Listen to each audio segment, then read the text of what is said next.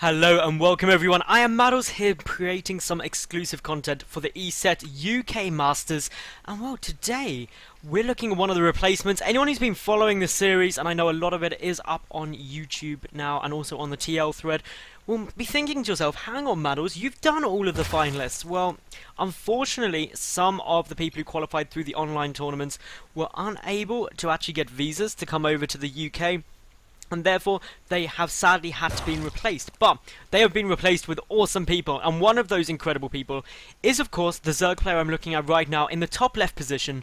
From Team Liquid, it is Snute.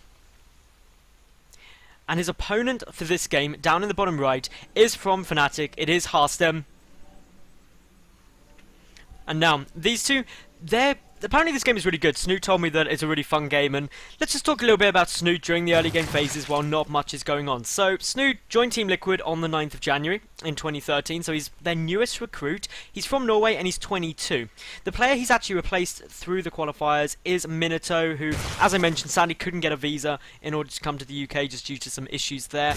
And, well, Snute, he was in the second open qualifier, and he ended up losing in the quarterfinals to Sting, who went on to win the qualifier. So therefore, he was the next highest ranking Zerg player, and therefore he managed to get this spot. We invited him and he was like, yeah, sure, I'd love to. So that means we now of course have Rhett and Snute coming over to Telford in just a few short days time. I'm so excited, legit. All of the other videos I've done, apart from the replacements, were done back on the beta before I actually had the opportunity to, well, before the release client came out. It was a couple of weeks ago now, and therefore this is really close. I'm getting so excited about the grand finals. It's going to be epic. I can reveal, of course, as well that Todd is the final caster. So it's going to be myself, Todd, Jorasar, and Lurlian casting the whole event. So do tune in. Everything can be found at ESET UK Masters on Twitch and things like that. So make sure you check it all out. But anyway, results for Snute. Let's talk a little bit about more what he's got, because I've only got time to do the one game from him, unfortunately.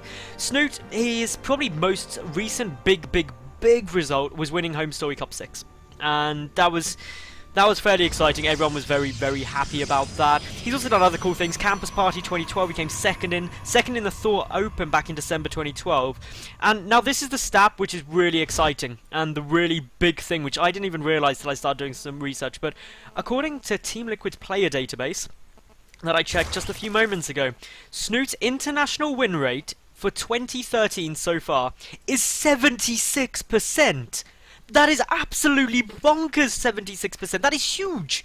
That is absolutely tremendous. I was completely unaware just how well he was doing so far this year. So definitely someone to be looking out for. Potentially a podium finish at ESET, and therefore someone I'm going to be keeping a good eye on. Now, as we've seen in the moment, Snute is being forced to take this bottom left base.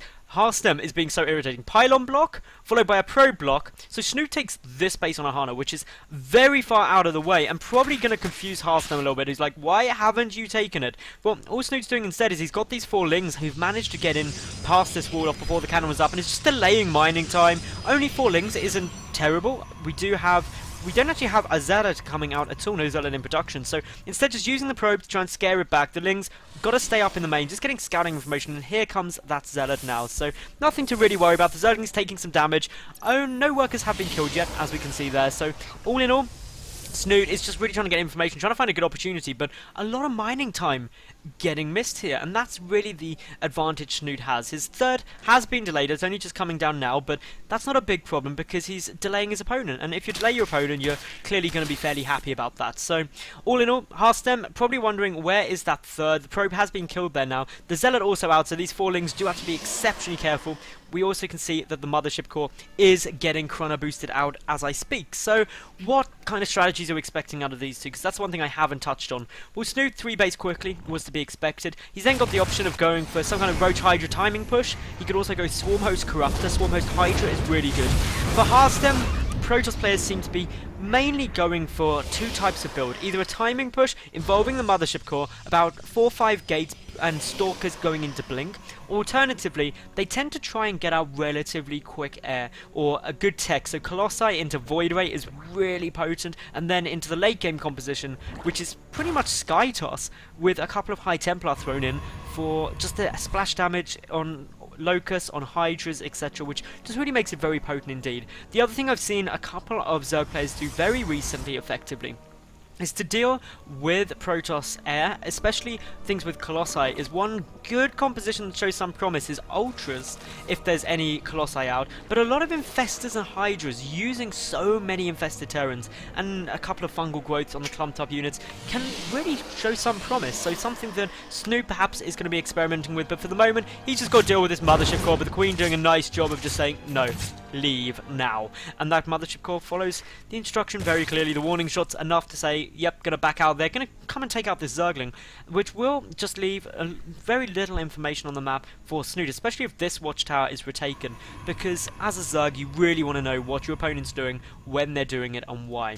Snoot now getting up his rotary run as well as Zergling speed, could be going for some kind of 3-base timing push, which is something that's getting a lot more common. And the reason for that is ultimately just due to how strong Protoss late game compositions are, and really just trying to deny it. Much in the same way the Protoss would try and deny a Zerg in Wings of Liberty from getting up Broodlord Infestor by going for some nice timing pushes. That's exactly what we're seeing many Zergs favour in Heart of the Swarm. So, Queens are joining up the bases quite nicely, coming to put an end to this Mothership Core. This core does have to be incredibly careful of Time Warp being used. Of course, that uses energy, and yet still it's taking a lot of damage. The creep spread, really nice, and that Mothership Core does have to be ever so careful from now on. 14 Roaches also coming out. And if we take a look at what Harstem's actually got, well, it's only these 4 gates. No tech at all. He does have +1 just finished up, so that means he's got a decent advantage there, but he's trying to take a quick third, and this is an ideal response to it out of Snoot. Getting so many Roaches out, a big push into this third will most certainly deny it. Just a couple of sentries and a handful of zealots. That's going to melt to Roaches, especially with absolutely no Stalkers on the field. So this potentially is going to be a big problem. We can see Snoot just charging across the map now. Harstem, he isn't aware that this is coming. He hasn't actually seen any of it until now. Sees 3 Roaches, which, no big deal, just 3 Roaches. I can deal with that. A Hallucinated Phoenix trying to come over. Doesn't get much of a look. Sees, oh, okay, a bit of Creeper Zergling will do. And then suddenly the Mothership Core is like, oh my goodness. That's a lot of units. A Cancel almost certain to come down here, trying to position himself in a nice way, but even with the Stargate coming down, there's not much gas sitting in the bank for Harstem. It's about 200, so he could get a handful of Stalkers, but as we can see now, even with these brilliant force fields, and credit to Harstem for them, we're just seeing that these Roaches pushing forward. The Sentry do not have enough DPS to deal with this, and the Roaches have pretty much all survived. The first few Stalkers are now coming down, but Snoot, he just needs to focus this Nexus. If he stops that coming while taking his own force behind this, he's going to be in just a tremendous position going into the mid-game. But the first Void Ray, that's on its way, and currently Snoot has no Hydralisk dead, no Spire, no anti-air other than Queens, and that could pose him some problems, because with Prismatic Alignment, these Roaches will take so much damage. This Nexus is still staying up, and that's just because the Roaches aren't focusing it yet. A couple are now just working their way through. Photon Overcharge being used, but the Nexus taking a lot of damage. Zergling streaming in from behind. The sentries have no energy. Snoot going to be able to take out an awful lot of them, and Harstem in a tremendous amount of difficulty at the moment. This third Nexus is going to fall, and therefore Harstem will be knocked back down onto only 2 bases compared to the 4 now up for Snoot. Snoot really in a good spot, getting his Hydra Den out as well. Hasn't actually yet seen the Void Ray, I don't believe. If we switch over to his vision, he can't, as far as I'm aware. He sees the Void Ray now, so knows it's there, but already starts that Hydra Den before we even get to that point. So currently Snoot sitting at a very comfortable 64 drones, probably going to try and up that a bit in the near future, just to get a bit of better saturation to 51 probes. But the important thing is it's a 4-base Zerg against a 2-base Protoss player. We've got more Roaches coming out. We've got a couple of Spore Crawlers around as well, just trying to make sure that we're actually in an okay spot in terms of defending against those Voids. But the Hydras really need to start hitting the field fairly shortly. Muscular Augments is now on its way. That's going to allow Snoot to be aggressive, but he's got good creep spread anyway, so not essential by any means right now. But just if he wants to push forward, he does need it for the retreat. The Infestation Pit also on its way down. The Macro Hatch just to keep up with production. Snoot really piecing together everything he requires. But as this Void Ray count starts to grow, going to be 3 any second, you've just got to be a little bit careful, because you've got no anti-air in your composition currently as a Zerg player with only Roachling. So once those Hydras start coming out, I'd be a lot more confident in Snoot being able to push forward. But for now, just sitting back, biding his time, knowing that he's a base up, and just being very, very happy about that.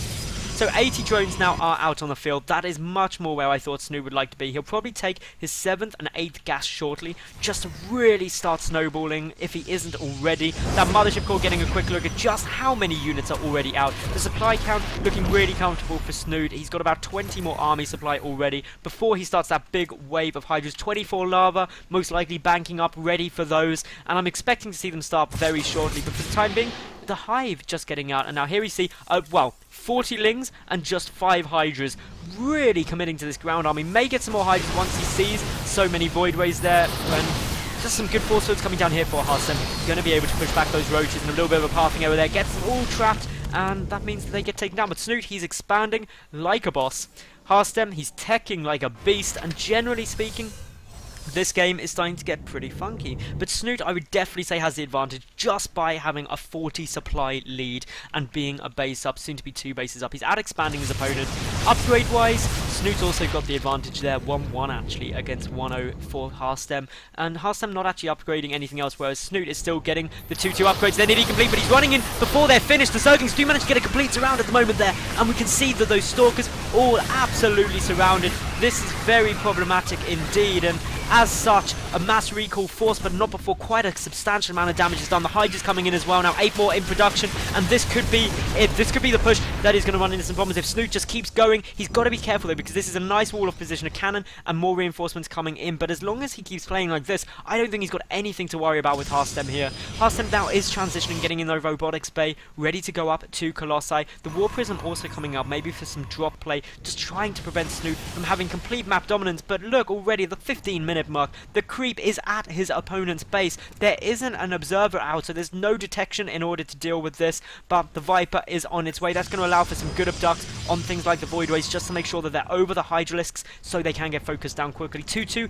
is finished for Snoot compared to 1-0 for Harstem. This is a good upgrade advantage, a good supply advantage, a good economy advantage, base advantage, tech advantage, everything currently in Snoot's favour, and it looks like he's going to be going in for it. He's pushing forward. Harstem has got a good defensive position though, and that means Snoot does have to be just a little cautious. Probably going to snipe off that forge, stop the +1 from researching. That's going to keep and solidify Snoot's upgrade advantage for just oh so much longer. But now moving as a handful of units in towards his 3rd Nexus, may try just snipe it off, and that seems to be what he's hoping to do at the moment. A few infestors are in there. Good fungal growth stopping the retreat. Hydras and roaches from the other side. This attack arc from Snoot is absolutely huge. The Hydras are melting those Void Rays, and as such, I think this is going to be it. Snoot remaxing on a lot of Lings, a lot of Hydras. The Vipers have also hit the field now. There is a counter-attack coming in, but it's not enough. We do see the GG, well played, coming out from Harstem. So that was Snoot, ladies and gentlemen. What do you reckon? Does he have a shot